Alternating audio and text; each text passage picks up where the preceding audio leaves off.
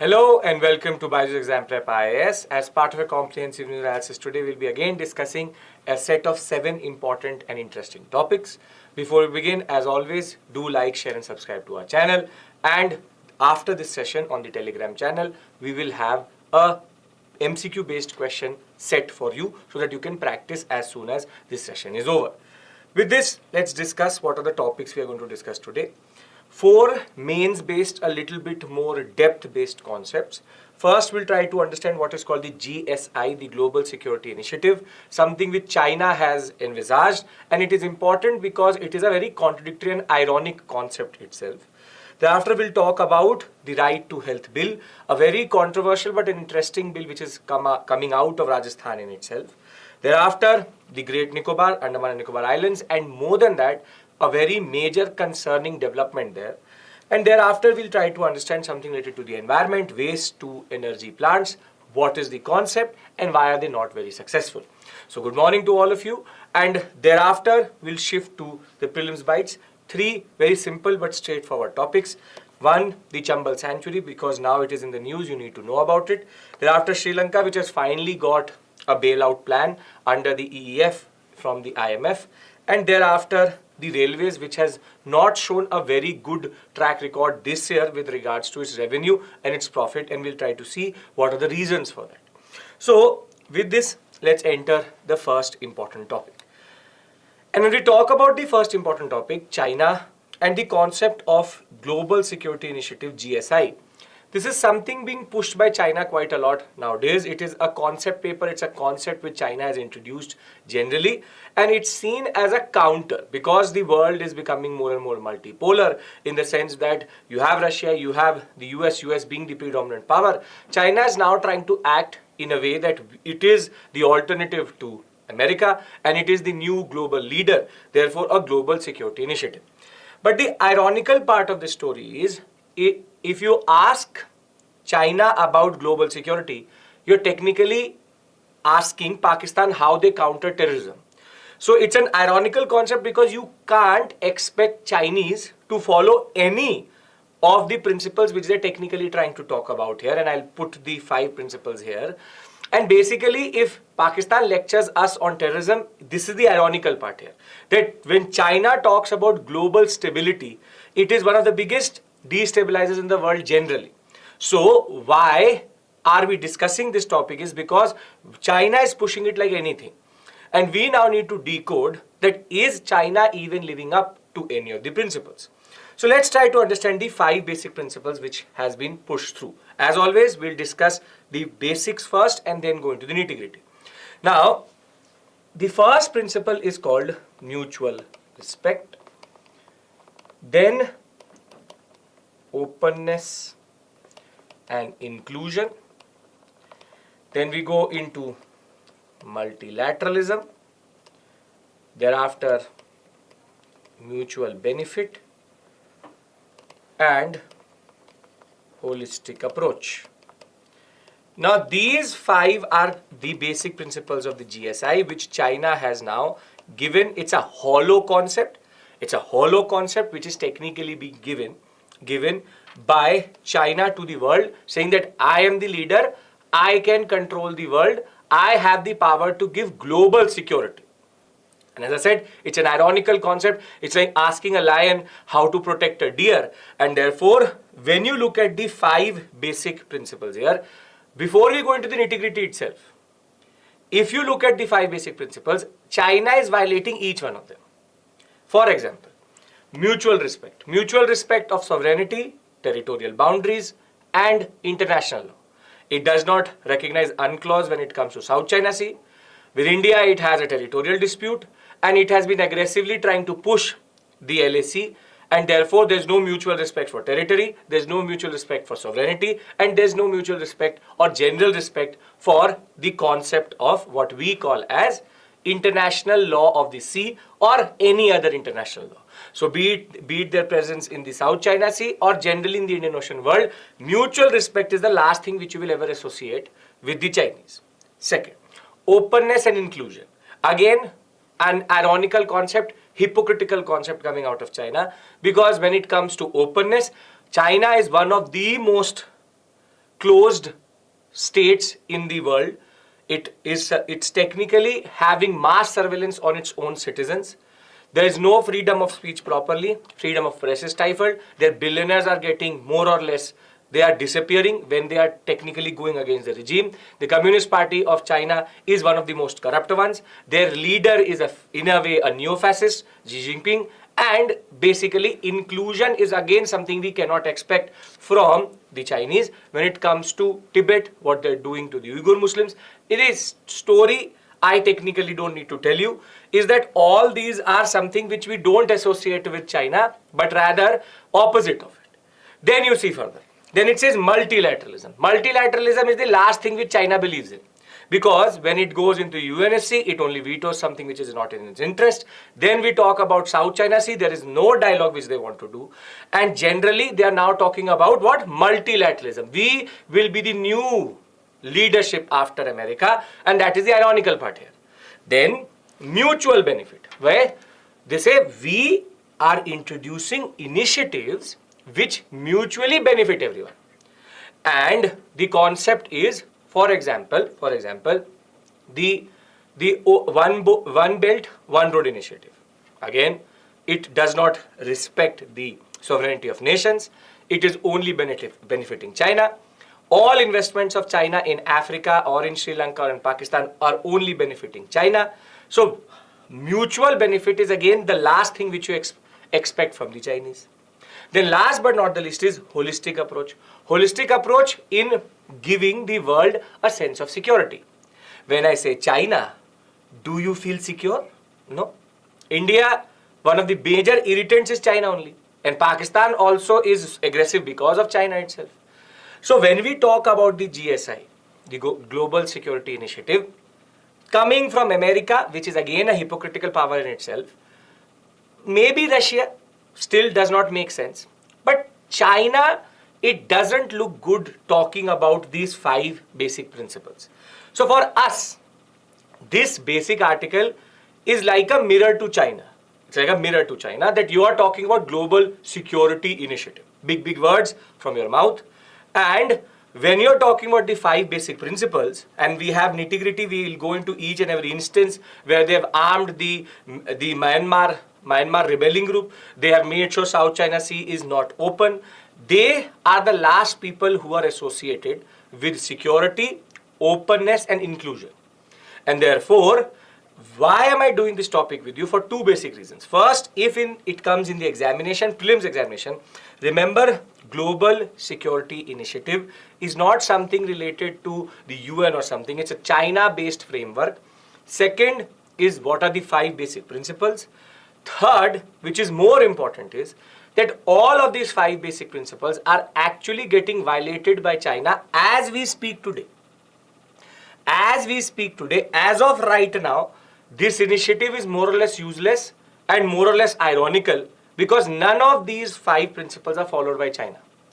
So it's a simple topic. It's an interesting article coming from an author who's writing from the Philippines. Generally, the Philippines is considered to be a little bit more critical of China because of the fact of the South China Sea and the dispute with regards to the islands there.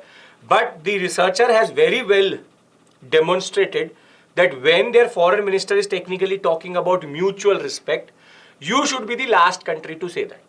You should be the last country to say that because you are China is the last country to ever respect sovereignty as of right now. And this holistic approach to giving everybody a sense of security, no.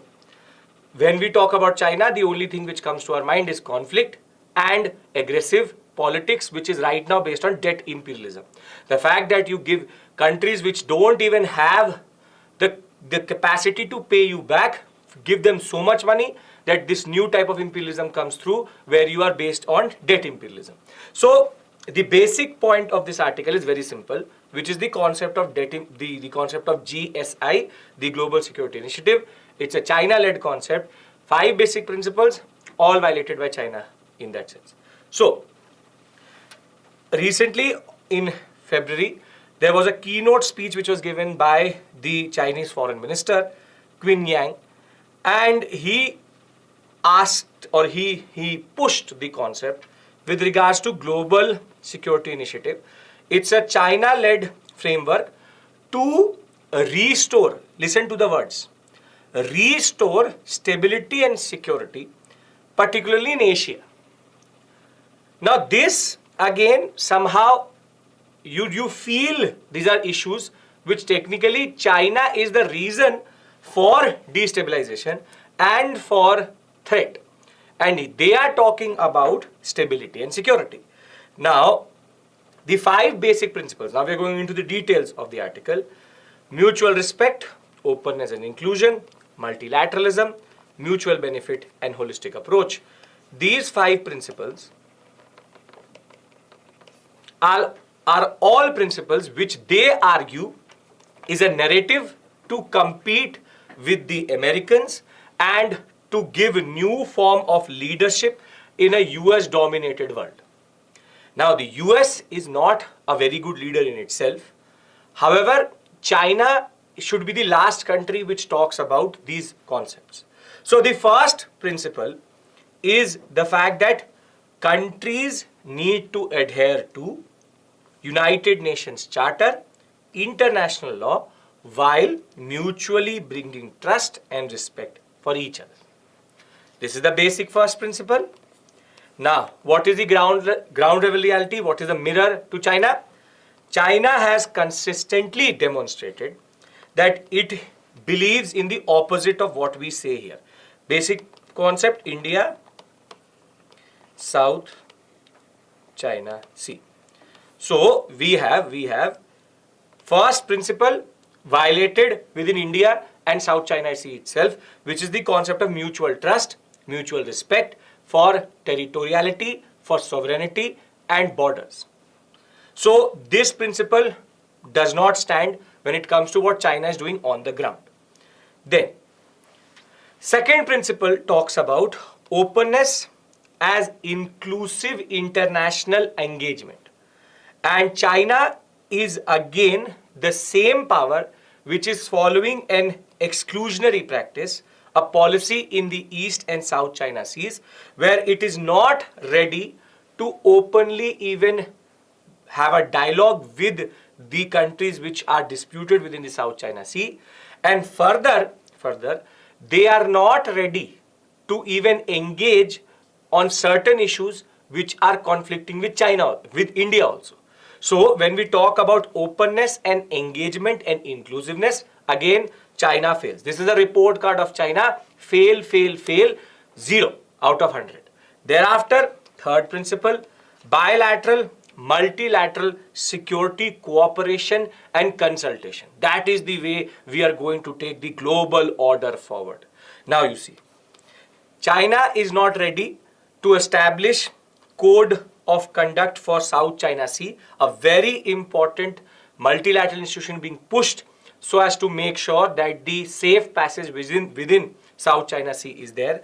And basically, they are indulging in practices in which they don't want to engage in multilateral institutions itself. The Chinese are the first to violate multilateral institutions, and the Chinese are the last people we need to get a lecture from on multilateralism and inclusiveness and openness.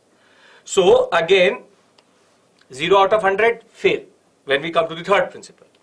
Then you go to the fourth principle, positive cooperation based on equal benefit. That if China is engaging with some other country, it has to get equally beneficial for both these countries. Again, 0 out of 100, fail, wherein they are disregarding macroeconomic indicators. They are funding unsustainable projects in countries which don't have a good credit history.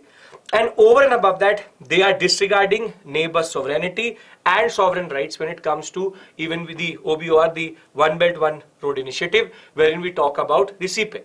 So you are talking about mutual benefit, and what you're technically doing is you are undercutting the sovereignty of a nation, and you are only funding countries which will never be able to pay you back. So the mutual benefit part is again a farce. It is totally a illusion. Last but not the least, the principle is holistic approach towards breeding ground for Insecurity should be gone, and we need to inculcate what we call as security. Now, China is the last country which gives us any sense of security, because from the COVID-19 pandemic and the ongoing reports which are still coming through from Wuhan, how did the COVID-19 pandemic start? How did the COVID-19 virus technically originate?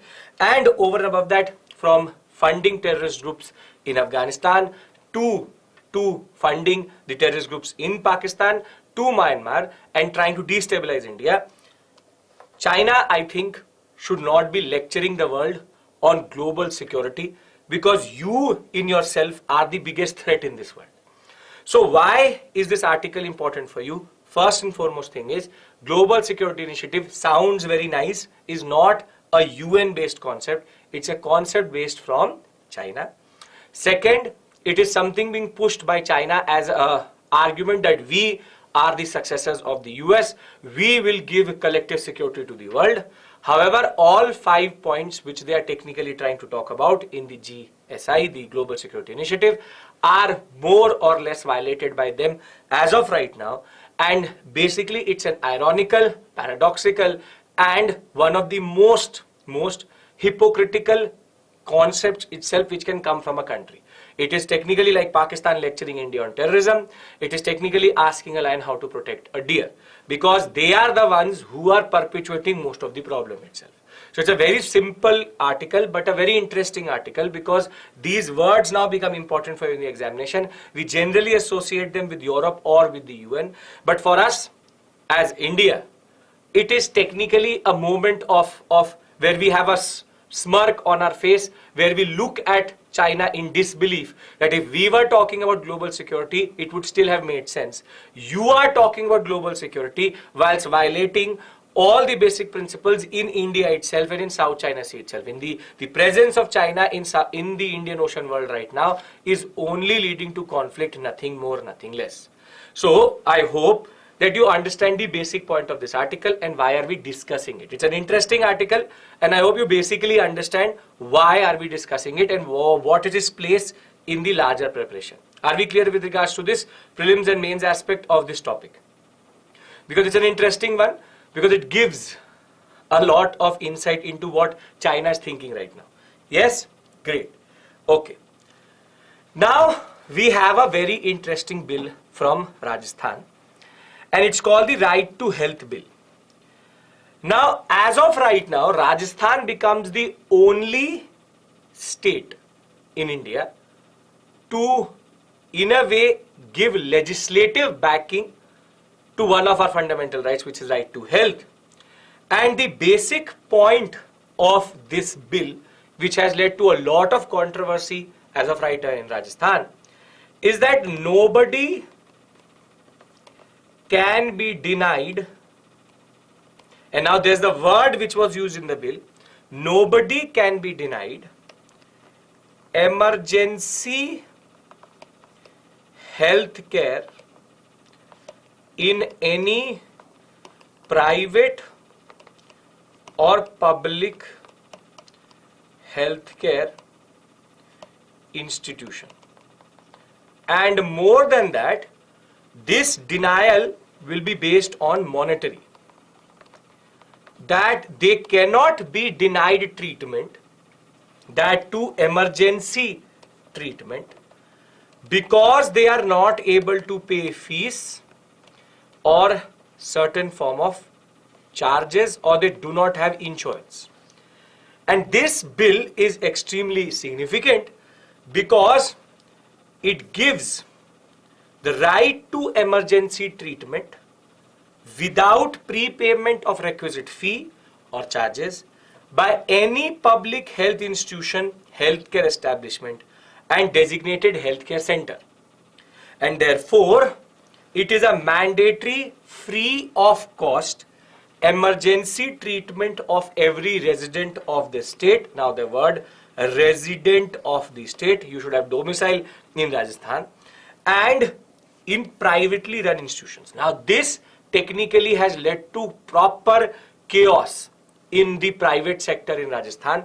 We already know the public institutions still have certain form of ethical conduct, but private hospitals and private private institutions which are associated with healthcare, and not all of them are the same, but we have enough stories to tell us that their basic point is that they make unnecessary bills.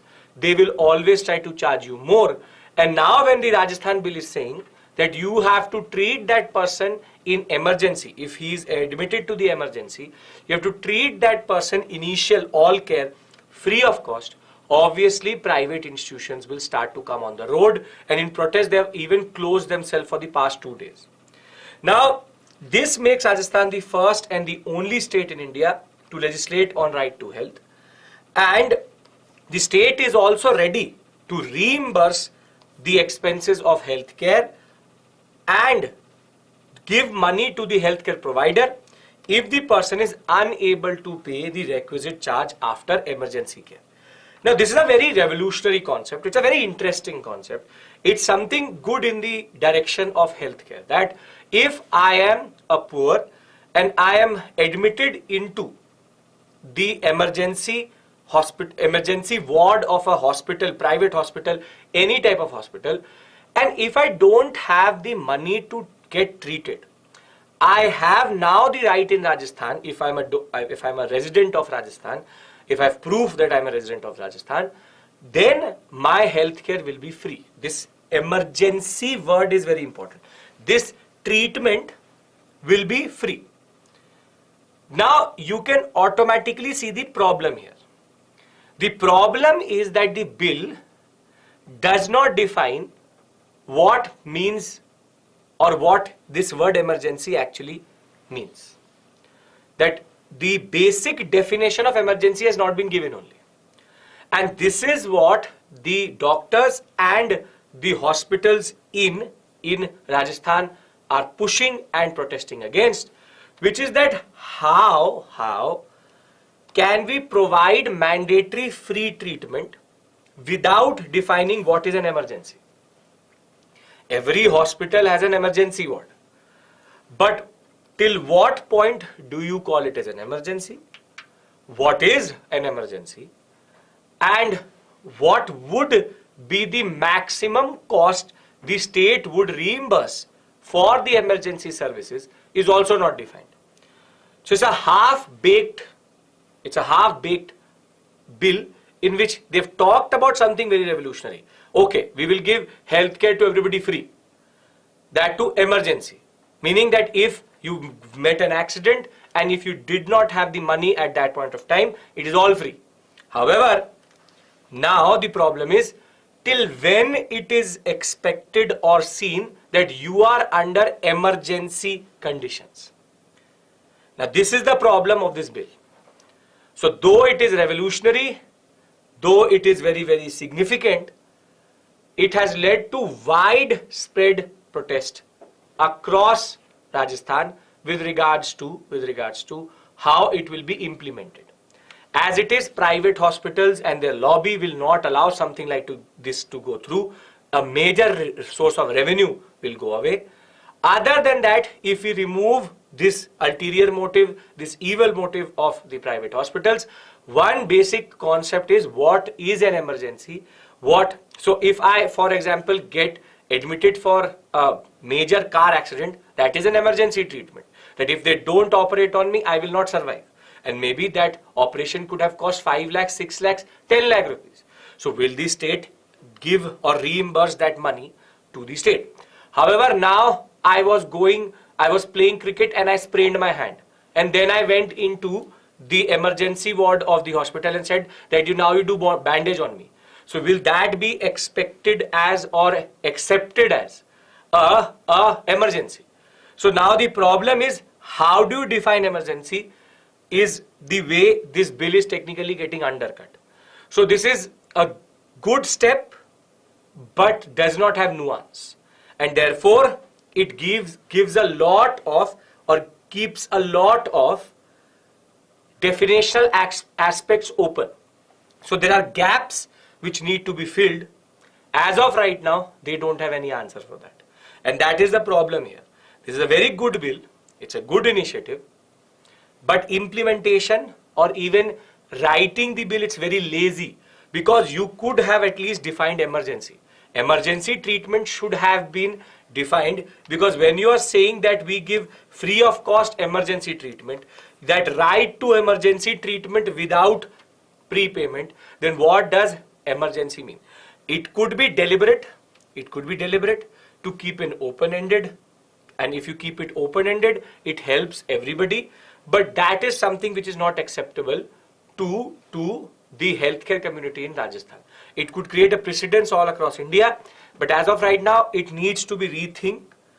It needs rethinking, and generally, it also needs a little bit of more nuance. So this topic, again, very simple but interesting, and can be asked in a mains level question. And I've given you a mains level question, and generally we'll think about it when we talk about should there be something like this. Should there be something like this? And if it is a bill which gives everybody free emergency treatment, should we define emergency? That is also a very legitimate question here. Right? Topic clear. If it is clear, then we move on to the third one, which is equally interesting, and it is related to the Andaman and Nicobar Islands. Are we clear? Come on. We are? Perfect. So, two basic topics we've done, both ironical.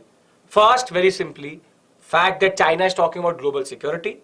Second, that this bill has been passed from the Rajasthan legislature, and it is as of right now an operational bill in Rajasthan which says that emergency treatment without prepayment and basic fees is a right to every resident of Rajasthan. However, there is a lot of protest which is happening, and the most important concept is they have not defined the concept of emergency, therefore making this bill a little bit problematic for the larger medical community. There are both good and bad aspects to it. Good, that basically the concept of emergency should be defined. Bad is that the private sector will obviously be not very thrilled to know that they now have to give people healthcare for free, which is something equally problematic, because then the quality of healthcare will also go down if you're getting free treatment. So they will not give you the best medicine, they will start to give you generic medicines. So it is a very slippery slope. It's a dangerous precedence if seen in the larger context of making right to health a operational bill in that sense. Now we move to the Andaman and Nicobar Islands, and the article is an alarming article because it tries to raise a major issue with regards to something which is happening as we speak, which is that they are trying to introduce a major economic program under which Greater Nicobar will be developed as a very important port city, and more than that, as a transit point for air travel, along with a major maritime hub in the Indian Ocean. So the Ministry of Environment has cleared a mega project close to 70,000 crores for the southern tip of Andaman and Nicobar Islands, and basically this project has been envisaged and is being now piloted by the Niti Aayog, and this is the concept of Andaman and Nicobar Islands Integrated Development Corporation as a project to introduce three very important concepts. First, they are going to introduce an international transshipment port, which means that any movement out of the Straits of Malacca, they could now stop at Great Nicobar, and then move to the Indian coastline. Further, they are also developing an international airport with capacity of close to 4,000 passengers during peak hours, and a small gas and solar power project along with ecotourism and residential township. Now what this technically means is there will be major clearing of forests. Along with that, there will be proper urbanization. And this means that we are now touching a biosphere reserve which was not technically under the ambit of all this development for the past 70 to 75 years. And now in the desperation to find a transit point in the Indian Ocean, we are now ready to, in a way, touch and destroy the ecological sensitive zones of Greater Nicobar Islands and generally Andaman and Nicobar Islands.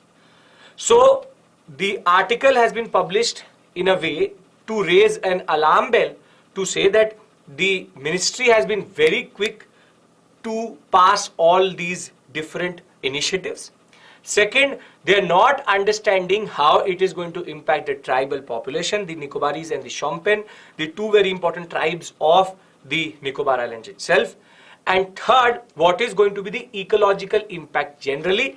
And more than that, the article is also pointing out that if you look at the 2004 tsunami and generally the location of the Andaman and Nicobar Islands, it's very close to the Ring of Fire. Ring of Fire is technically the most tectonically active zone. Delhi itself saw an earthquake yesterday, and now they are arguing is that if we are developing, if we are pushing so much money into Andaman and Nicobar Islands, close to 70,000 crores, then we are not even sure that if there's a natural disaster which is inevitable, will these basic infrastructure even survive.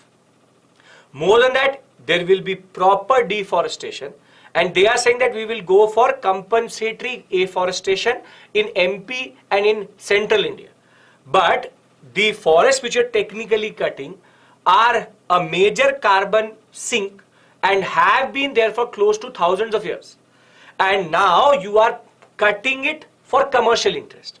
So what this article is technically trying to talk about with these three basic initiatives, an international transshipment port in the Galathea Bay, along with that an airport, plus a residential complex and a solar and gas power plant. The basic point this article is trying to talk about is this dichotomy between growth and environment.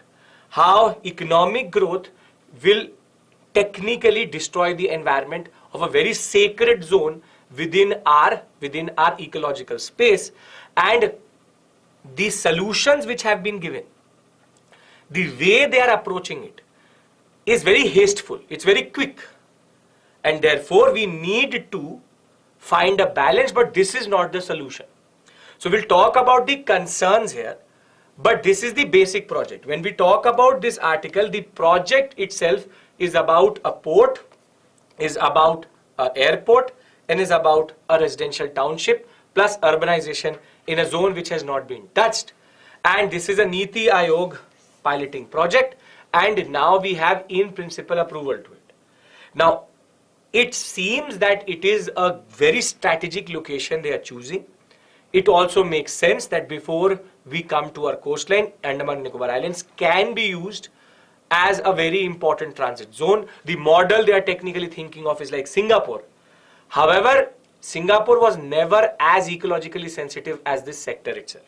So why is that now the concern is that the Great Nicobar Islands has maximum population of 8,000. Now the island, which is close to 900 square kilometers, is also a declared biosphere reserve in 1989 and is also included in the UNESCO Man and Biosphere Program since 2013. So it's a very well recognized biosphere reserve. Biosphere reserve would mean that it's a protected site. It has a lot of diversity. In itself, it represents a very important zone of where flora and fauna and humans interact, and it represents a very important principle generally in our existence. Biosphere reserves are very rare, and this is one of the most sacred in that sense. Now, more than 3/4 of the land here and the forest here are designated as tribal reserves under the Andaman Nicobar Protection of Aboriginal Tribes Amendment Regulations. So basically, the tribes here have not even met civilization for hundreds of years, and basically very, very sensitive and vulnerable tribes exist in this sector.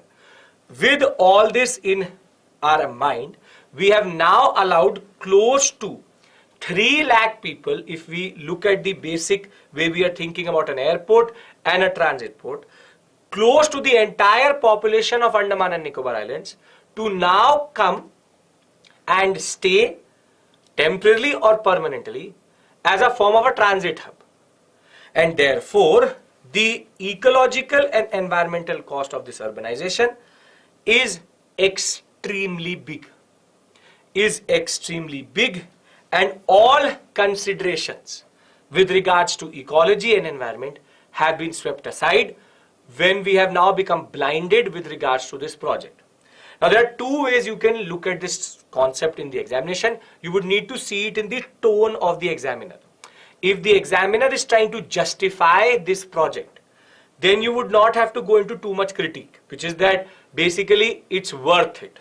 However, if the examiner is questioning the ecological sensitivity or the ecological consciousness of the people who are working with this project, then you would have to talk about the environmental cost. Any day, for a neutral observer like us, the environmental cost outweighs the economic costs, because economically it could generate a lot of revenue, but at what cost? Therefore, then we should deforest most of our forests and create a lot of important mining zones. So basically, the concept is very simple. The concept is, it's a project which the government is pushing. The pace at which it got all the basic agreements and approvals shows that the government is pushing it. Further, the aspect related to ecological cost and ecological sensitivity and deforestation has been swept aside. But the major concern which this article tries to point out is that even if we keep everything aside, we don't even consider and think about the environment, is this even an ecologically, what we call as geologically viable project? Because tectonically, when we talk about the way we see earthquakes in this sector, it is one of the most sensitive zones when it comes to earthquakes and natural disasters. And 2004 has shown that most parts of the island had gone under when the tsunami came, and still we are recovering from that. And they are ready to create an airport, a transit port, and also residential township in a place where we expect it is inevitable because it is close to the ring of fire, and therefore basically we can expect tectonic activity and tsunamis and earthquakes. So this article is very interesting. It's an interesting article where we see this tussle between economics and environment. So for you as an aspirant, what do you need to do? There are three basic things you need to understand here. So I hope you are basically following the major strand here, the dichotomy and the tussle. If you're following that, then I go into what you remember for the examination, because we don't have to go into this much detail with regards to this project, but we need to understand the basic principle here. Are we understanding the basic discussion we've had till this point? Yes? Okay. Now, three basic things you remember for the examination. First is that there is a project which is pushing for Greater Nicobar, the Andaman and Nicobar Islands, to become a major transit port. Second, it is a Government of India Niti Aayog based project, and there are three components to it: residential complex with a power plant, the airport, and the transit port. It will allow for close to 3 lakh people to now transit from Andaman and Nicobar Islands, which is in itself a very big number when it comes to the total population of this sector itself. Now, the third aspect is which is important for mains, which is that this creates an ethical issue. This creates an issue for how we think about our development. Is it worth to cut all the trees which will be cut? There will be deforestation for the port, there will be deforestation for the airport, there will be deforestation for the residential complex. Is the ecological cost worth the environmental cost? Because the environmental cost in a biosphere reserve, where you have, technically it would have been very difficult for a private company to get any of these approvals, because it's a Government of India initiative, and because it is so easy for the Government of India to push it, all approvals have come very quickly, and this means that we are somehow keeping our environment secondary and our projects first. And the basic point of the matter is we are still not considering the fact that even if it is justified economically, what is the guarantee that this is going to be disaster proof? And if there is going to be tectonic activity, there will be tsunamis, there will be natural disasters.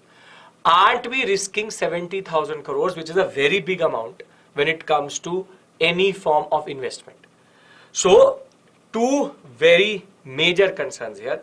First, economic cost, the environmental cost, and second, the tectonic instability of the Andaman and Nicobar Islands, and specifically Greater Nicobar.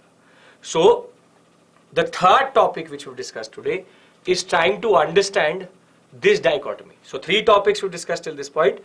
First, we tried to understand Chinese ironic successor concept that we will give global security to the world. Second was this controversial bill which has been introduced in Rajasthan.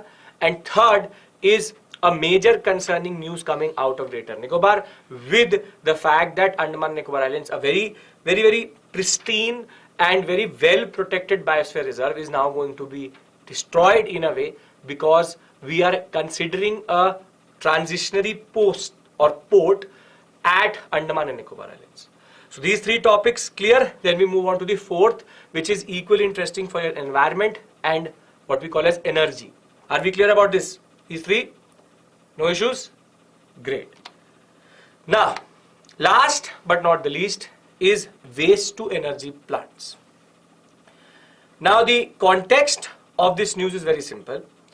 Basically, Kozhikode has right now announced that in Kerala for the first time we will have a waste to energy project and plant, and it will generate close to 6 megawatts of power, not a lot but still. But the argument there is that there are close to 100 waste to energy projects in across the country. However, various reasons they technically don't work. They don't work.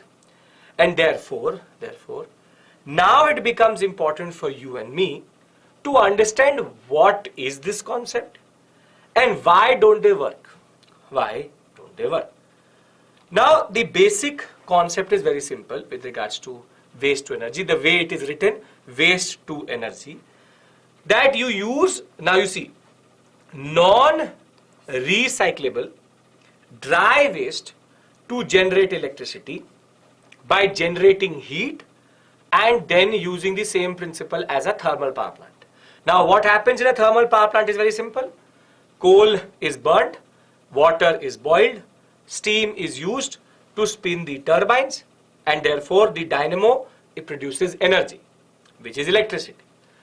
Now what happens in a waste to energy project is that we just replace this component where we were technically burning the coal, we will burn the waste. But there are three very basic principles which need to be followed whilst burning this waste. First, it should be something which has less moisture content, because if it has too much moisture content, for example biodegradable waste, if it has too much moisture content, the calorific value, the burning capacity goes down. Second, it needs to be non-recyclable. If it can be recycled, for example bottles, why not? And third is that there needs to be an input output. For example, you are pushing in too much energy to produce, you are pushing in 8 megawatt to produce 6 megawatt, then it makes no sense. So the basic principle of the power plant is, of the energy to the waste to energy power plant is that basically you put in the waste into a certain pit, you make sure that the moisture is gone away, then you burn it, then same way you push it into boilers, and the steam is then used to generate electricity. So the first byproduct would be electricity. Thereafter you also get ash, which can be used for making building material. So the byproduct can also be used and the main energy product is also useful. So there are three basic considerations which we have. First is it needs to be non-recyclable dry, and second, low moisture content. Third, which means that it needs to be cost effective. It can't be that this is generated at a cost at which nobody is ready to buy it also. So the basic principle is very simple. use waste, burn it to technically generate energy, heat. Heat is then used to generate electricity. Now, very simple point is that why is that in India, waste to energy plants have never been successful? The first basic principle is in India, segregation of waste is very bad, which is that we somehow in India generally don't care about segregation of waste. We firstly don't segregate between biodegradable and recyclable, and even within recyclable we are pushing in a lot of content which has a lot of moisture. So basically the low calorific value of solid waste in India due to improper segregation leads to a very low yield. The yield, the energy which is actually released out of waste in India is only 1500 kilocalories per kg. Coal gives you 8000. A standard good energy power plant should give you close to 2500 to 3000 kilocalories. However, that is not the case here. We are getting half of what is expected because our segregation process is very bad and somehow the waste is coming with things which have a lot of moisture content, therefore dampening the power generation procedure. So the biodegradable waste with high moisture content cannot be used for power generation, and in India the waste is coming with a lot of moisture content. Further, the fact is that this is not cost effective because the level of energy which is needed to produce the energy itself is that the electricity which you get from a thermal power plant is 3 to 4 rupees per unit. But when you're getting it out of this, you're getting it out of 7 to 8, double than what you can generate out of a coal-based power plant. And therefore, no electricity board or no private player would be ready to buy this electricity as much as you have it. So there needs to be somebody who puts this electricity on the grid, and that cost is technically quite expensive. And last but not the least is, it is still not considering the fact that out of the 100% waste which we produce, 75% cannot be used in these plants because either they are biodegradable or they have too much moisture content or they are recyclable.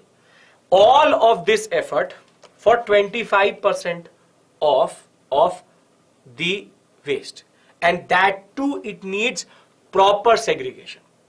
That too it needs a proper segregation. So why is this concept important for you for GS paper 3? There are three basic questions which this topic is raising. What is waste to energy generation plants? You understand that we're technically replacing the coal and we are technically burning the waste in a way to generate heat. And because there will be some certain amount of input heat which will go, therefore there needs to be certain kind of coal or a burning agent to burn the garbage itself. It's a controlled burn in that sense. Second is, in India, these projects have not worked because of three basic issues: non-proper segregation, the aspect related to too expensive, and third, it is still not solving our problem. It is still not solving our problem with regards to how we segregate waste and what do we do with the 75% which is left. Either they're going to landfills or we are not properly technically disposing them off. So before I go to the next section, the prelims bite section, we have done 4 very important topics. I hope you are following all these 4 because I'm going to give you a basic overview, a basic revision here. First topic was called the GSI, Global Security Initiative, 5 basic principles which China introduced and is trying to push as an alternative to the America-led world, this unipolarity which America has. And we saw that all of them are self-contradictory, from mutual respect to the concept of mutual trust, to inclusiveness, to openness, to multilateralism or holistic approach. China is the last country we expect to talk about security and tell us that don't worry, we are here. Second topic was very simple but very important. A bill which was introduced and is now technically a law within Rajasthan, where mandatory emergency treatment needs to be given free of cost irrespective of the economic capacity of the person, and there are certain safeguards in order to make sure that the right to health is not violated. However, it is only for the residents of Rajasthan, and the problem with it is that it is not defining what is emergency treatment. Then the third article we talked about was Great Nicobar, that there is a project which is being pushed there. The tectonic instability of the area, the ecological sensitivity of the area raises the question that is it worth it, and will it actually survive any form of disaster. And the last but not the least topic is that we have now seen Kerala going for this energy to the waste to energy plants and this energy generation with regards to a new innovative way. But is it going to work? It hasn't, because of certain issues in India. It is our behavioral problem, because we don't segregate our own waste. Therefore, the whole chain gets polluted with a lot of moisture driven and moisture laden waste. So are we clear with regards to these four? Then we'll move to the three small topics we have to discuss today. Yes? Okay. Perfect. Now, the first is that now a protected area has come into the news, so it becomes important for you. The Chambal sanctuary has been in the news because of the illegal sand mining which was happening there, and it's a very important ecological zone because of the gharials which we find in the Chambal sanctuary itself. And three states have come together with regards to Rajasthan, MP and Uttar Pradesh to make sure that the critically endangered gharial is not endangered further because of illegal sand mining in the Chambal river which has been happening. And because there is an intersection of these three states, there was a lot of jurisdictional problems. Therefore, these three states have agreed to come together in a very high-powered meeting in which they are trying to talk about the fragility of this ecosystem and how they need to make sure that fish-eating crocodiles and breeding grounds of gharials is not in a way touched or in a way becomes endangered in itself, which there will be having a cascading impact on everything else what they have been doing to make sure that the gharial is conserved.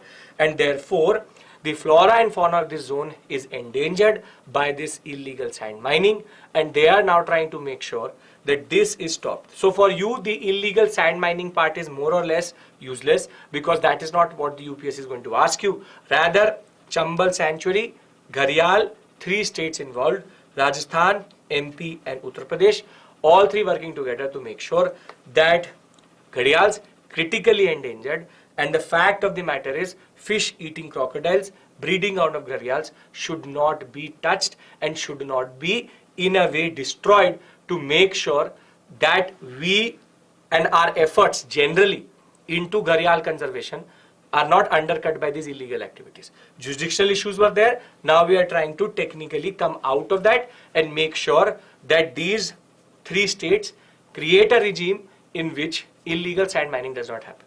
Very simple concept. For you, why it is prelims oriented? Chambal sanctuary. Remember, now you have to pay attention about Chambal sanctuary anywhere else you read it because it has been in the news. Then let's go one step further. Finally, Sri Lanka has got a bailout plan with regards to $3 billion from the International Monetary Fund, the IMF. And it has been given under what India also got, which is the extended fund facility. Now, this will allow Sri Lanka to revive itself. The debt-ridden island, major political chaos, Chinese debt imperialism, destabilization because of defaulting on forex reserves and foreign loans itself. And therefore, the IMF, after India, Japan, China, the three major creditors of Sri Lanka, have argued that we are ready to give assurances that these funds will not be wasted, will not be used in the wrong direction. Because of India, China and Japan, all three giving assurances about Sri Lanka, because it is in India's interest that Sri Lanka remains pro-India and generally stable. The fact of the matter is, when Sri Lanka defaulted on foreign debt, there was no real light in the end of the tunnel for them, because nobody was, and generally Sri Lanka was considered as not a good debtor. That basically if you're giving them money, they're burning the cash very quickly. Now what the IMF has pointed out is that if we actually have to make sure that these $3 billion out of the $7 billion which has total sanctioning amount, if it goes forward, the major issue in Sri Lanka is corruption, is governance and identifying corruption as a key issue. So what it did in India was technically LPG, Liberalization, Privatization, Globalization, in 1991 under the same EFF. And now what they are saying is, for Sri Lanka, it is about changing their governance structure and political structure in order to make sure that this money is not burnt the same way they burnt all of their foreign capital which was coming at one point of time. So it is based on the assurance of India and China and Japan, but it's a bailout plan which finally Sri Lanka has. For you, generally important because you need to know about a neighbor. Small topic, but very easy topic to understand. Finally, the IMF, in a way, Pakistan has also got a little bit of relief via the IMF, but is a major relief to Sri Lanka, reeling under a lot of political turmoil. Thereafter, last but not the least, a very interesting small article about the railways. Now, railways, a parliamentary panel has technically questioned how the railways is generating profit, because the performance of the railways has been really bad with regards to 2021-2022. So there has been a drastic fall in the net revenue of the Indian Railways, which is technically left a parliamentary standing committee baffled and perturbed, wherein the concept of net revenue means net profit, and the profit, or technically which should be called negative loss, is close to 15,000 crore rupees. So the railways has recorded a negative net revenue or loss of 15,000 crores in the fiscal year of 2021-2022. Now obviously the answer is the pandemic, but the railways is also saying that because of the 7th pay commission being implemented within the railways, the expenditure has increased. However, it will still not explain 2020, the Q3 and Q4, the last 2 quarters of 2022. Now this is basically the problem. Railways is generating a lot of revenue, but when we look at their profit sheet, the net revenue, it is technically negative. And 15,000 crores is a very big amount, which is the loss which the railways, Indian Railways, is technically producing. Now for us, what becomes important is how the parliamentary committee has said you come out of this. These are the solutions, and this is something you can use in the mains examination also. They are saying that firstly, go into non-fare revenue, because fare it is subsidized to make Indian Railways affordable. Non-fare revenue like advertisement, hoarding, monetization of railway surplus land, and setting up of ATMs at stations are some of the solutions which they have given generally. They are saying you need to commercialize and you need to, in a way, find innovative solutions to generate revenue other than just based on ticket revenue. Now, again, for us, it is important because it gives you the health of the railways. So if there's a statement-based question in the prelims examination, which generally says, for example, that railways has shown year-on-year profit, that is technically not true. In the past decade or so, only 1 year there was an 8% what we call as profit. Other than that, every other year the Indian Railways has been in a loss only. But you have to make sure that you also use this information in any question which deals with the fact that how do you technically bring out the railways out of a crisis, which is non-fare revenue based model. So before we go to the mains questions, let's revise. We've done 7 topics, 4 mains based, 3 prelims based. 4 very simple, China, GSI. Remember, it is China and GSI, not a UN based concept. Thereafter, Great Nicobar, where we discussed the ecological sensitivity of that zone. Then the right to health bill. And thereafter, last but not the least, very important concept, waste to energy. Then we moved to the 3 smaller topics. First, talking about the railway losses and how we can come out of it. Thereafter, Sri Lanka getting a bailout and the Chambal sanctuary in the news. Are we clear with regards to all these 7 topics? Yes or no? Yes? Okay. If we are, then let's look at the mains questions. Rajasthan's right to health bill is a step in the right direction, but needs more nuance. Discuss. A very interesting question. I would expect you to write this question down. It will help you in conceptualizing this concept itself. Then second question, what are the advantages and disadvantages of a waste to energy plant? Very realistic question. This is GS paper 3. This could be GS paper 2 or 3, either way. So I hope that you will technically attempt these questions. Thank you so much for your patience. I will see you tomorrow with another set of issues. As I said, the Telegram channel will have MCQ questions for you as soon as this session is over. Thank you so much. Take care. Bye-bye and have a very fruitful day.